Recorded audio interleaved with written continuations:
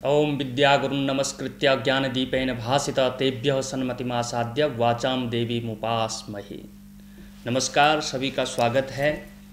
विशेषतः हमारे चिकित्सा ज्योतिष के शिक्षार्थी जो चिकित्सा ज्योतिष मेडिकल एस्ट्रोलॉजी का अध्ययन कर रहे हैं। आप जैसे जानते हैं कि चिकित्सा ज्योतिष क्या है और चिकित्सा ज्योतिष के अंतर्गत किस प्रकार हम रोगों का निदान, रोगों का परीक्षण, रोगों का अध्ययन करते हैं। उसी क्रम में जैसे हमारी चिकित्सा ज्योतिष की 4 किताबें हैं, उसमें से जो पहला पत्र है जिसका कोड है DMA 101 चिकित्सा ज्योतिष के मूलभूत सिद्धांत नाम से।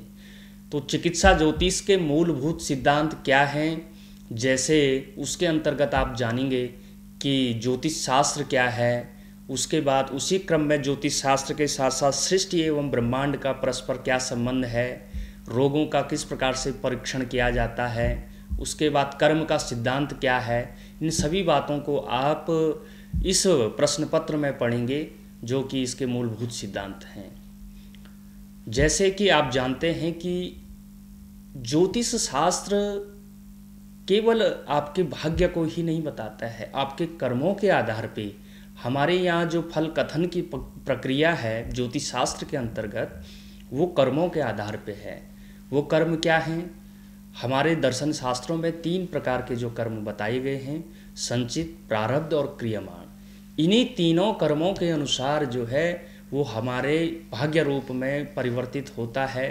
और शास्त्र में कहा गया है, जैसे रोग की हम अगर बात करें तो पूर्व जन्म कृतम पापम व्याधि रूपेण जायते। पूर्व जन्म में जो हमने अपराध किए हैं, पाप किए हैं, उसका जो है कि इस जन्म में वो रोग रूप में, किसी भी परेशानी के रूप में विद्यमान होता है। तो आज हम बात करेंगे कि ज्योतिष शास्त्र का जो परिचय है, सामान्य परिचय। आप जानते हैं कि ज्योतिष शास्त्र क्या है, ज्योतिष शास्त्र के कितने विभाग हैं, ज्योतिष शास्त्र के अंतर्गत किस प्रकार से आप गणित का, सिद्धांत का और होरा शास्त्र का और संहिता ग्रंथों का अध्ययन और वर्णन आता है। इसी क्रम में जैसे मैं आपको सार रूप में बताना चाहूँगा कि ज्योतिष शास्त्र का अगर हम परिचय बहुत संक्षिप्त रूप से अगर बताएं कि ज्योतिष शास्त्र क्या है, तो पहली बात तो हमारे यहाँ वैदिक वांग्मयी भूत आधार विद्याएं जितनी भी हैं, उनका उद्गम और स्रोत जो है वो वेद हैं।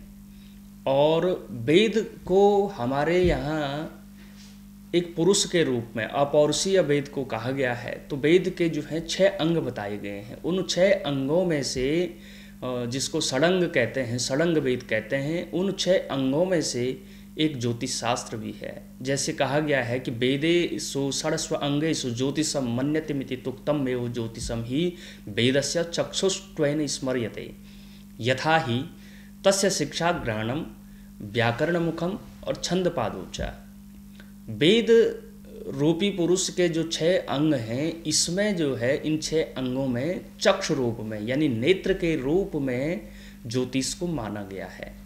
और यदि किसी व्यक्ति के हमको कोई वस्तु का पता लगाना है तो वो देख करके स्पर्श से इस प्रकार से ज्ञात होता है। तो ज्योतिष जो है, इसलिए पहले वैदिक काल में ज्योतिष शास्त्र को यज्ञों के प्रणयन के लिए, कि मुहूर्त शास्त्र की प्रधानता के लिए प्रयोग किया जाता था। तो ये ज्योतिष शास्त्र वेद के षडंगों में से एक है, 6 अंगों में से एक है। वो चक्षु रूप में, नेत्र रूप में है। इसी प्रकार व्याकरण शास्त्र जैसे घ्राण कहा गया है, आपके नाक को कहा गया है, छंद पादोच, छंद पैर हैं। इस प्रकार से हस्तो कल्पोत्पठ्यते, हाथ जो है कल्प कहा गया है।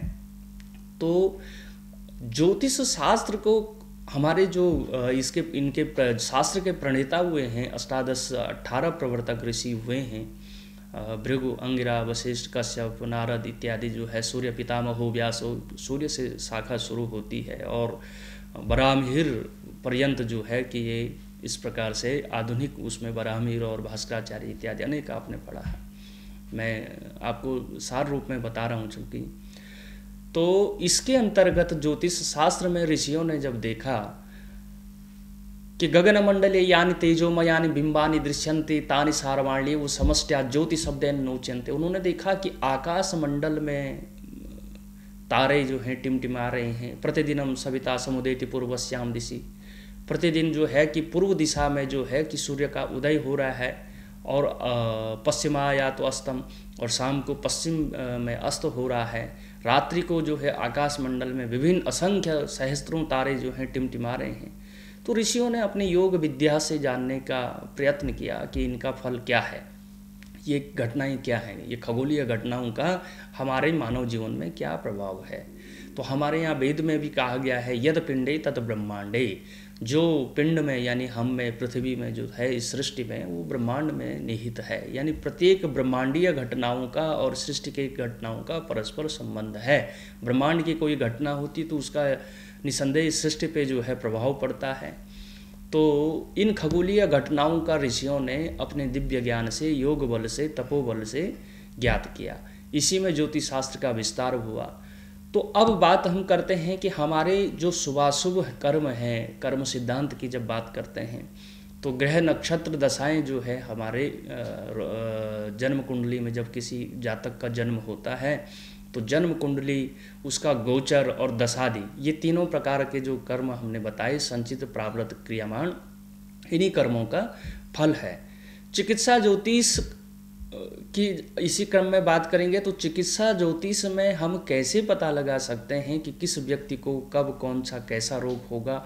तो इसमें जो है ज्योतिषीय प्रविधि है परीक्षण की, कि हमको पहले परीक्षण करना पड़ेगा कि कौन सा रोग कब, किस अवस्था में, किस काल में, किस कालखंड तक वो रोग रहेगा, उससे रोगी ठीक होगा या नहीं होगा, वो साध्य होगी या असाध्य होगी। इन सब चीज़ों का हम वर्णन करते हैं। इसमें जो है ज्योतिष, चिकित्सा ज्योतिष के अंतर्गत ये सब हम अध्ययन करेंगे।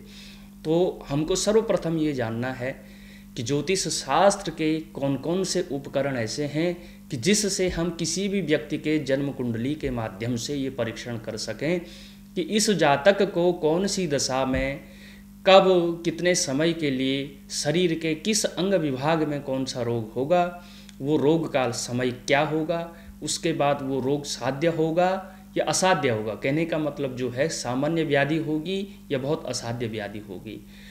जैसे शिक्षार्थियों, आप जानते हैं कि ज्योतिष शास्त्र, जब हम रोगों की बात करते हैं तो हमारा भारतीय आयुर्वेदिक शास्त्र, इसका अध्ययन किए बिना हम रोगों के सिद्धांत को या रोग वाले कॉन्सेप्ट को हम गंभीरता से नहीं समझ सकते हैं।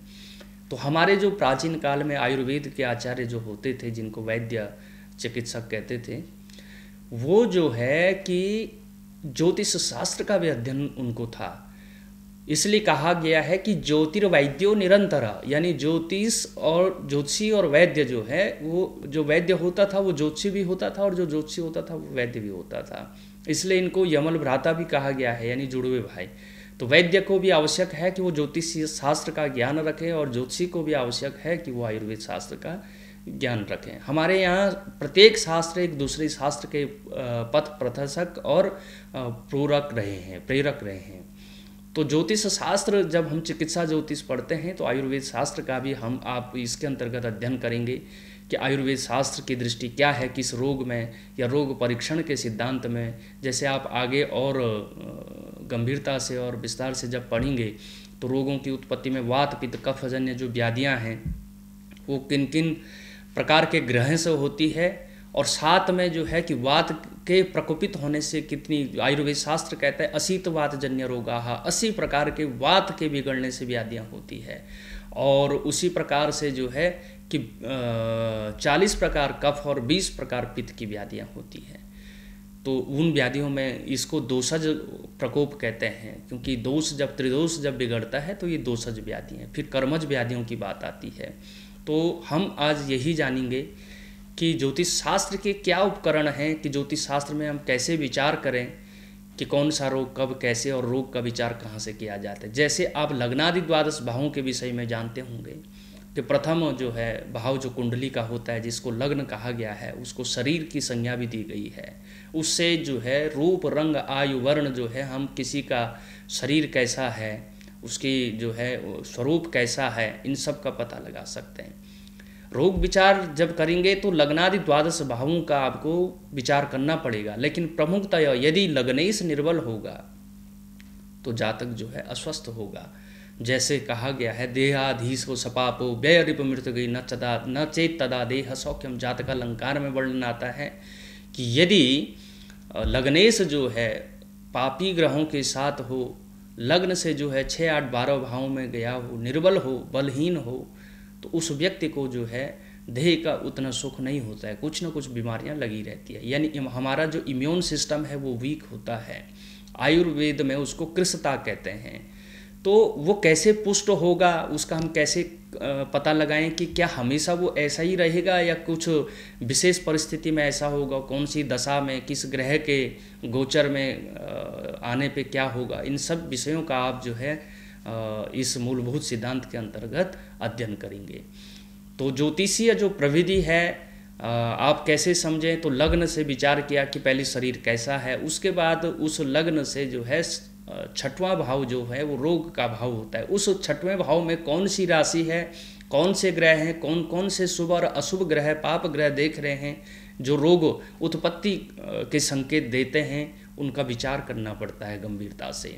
तो तब जा कर के यदि मान लिया जाए लग्नेश जो है षष्ठ में बैठा हुआ हो, वहाँ क्रूर ग्रहों की दृष्टि हो, और लग्नेश जो है कि किस राशि किस धातु से संबंध रखता है, तो उस धातु से संबंध आपको रोग हो। मान लिया जाए पित्त प्रकृति का ग्रह है लग्नेश, और वो 6वें में रोग या रोगेश के साथ जो युति करता हो, तो वहाँ आपको पित्तजन्य व्याधियाँ होगी। और पित्तजन्य क्या व्याधि होगी, तो आयुर्वेद शास्त्र कहता है 20 प्रकार के पित्तजन्य व्याधियाँ हैं। वात ग्रह है, वात कारक, जैसे शनि वात कारक ग्रह है, शनि अगर रोग कारक हो तो 80 प्रकार की वात व्याधियाँ होती है। तो वो व्याधियाँ कौन 80 में से कौन कौन सी होगी, उसको जो है आयुर्वेद शास्त्र स्पष्ट करता है। इसलिए इन दोनों का कॉम्बिनेशन, ज्योतिष और आयुर्वेद के कॉम्बिनेशन से आप रोगों के बारे में विशद वर्णन करेंगे। आगे की चर्चा हम पर्टिकुलर जो है ज्योतिष शास्त्र के कौन से उपकरण ऐसे हैं कि जिससे हम व्यक्ति के जन्मांग से, कुंडली से जो है हम ये निर्धारित करें कि इस व्यक्ति को कौन सी दशा में या किस वर्ष कब किस अवधि तक ये रोग होगा। ये वरदान है ज्योतिष शास्त्र के पास कि ज्योतिष शास्त्र पूर्व में ही एक किसी स्वस्थ व्यक्ति का भी स्वास्थ्य का जब चिंतन कर सकता है तो बता सकता है कि कब कौन से रोग होने की संभावनाएं हैं। तो इसी कड़ी में हम आगे इन उपकरणों के बारे में जानेंगे कि कैसे हम ज्योतिषीय उपकरणों से ये पता लगा सकें, ज्योतिषीय प्रविधि से हम ये पता कर सकें कि किस जातक को कब कौन सी व्याधि होने की संभावना रहती है। तो आज के लिए इतना ही, आगे हम फिर से इस चर्चा करेंगे। बहुत बहुत धन्यवाद।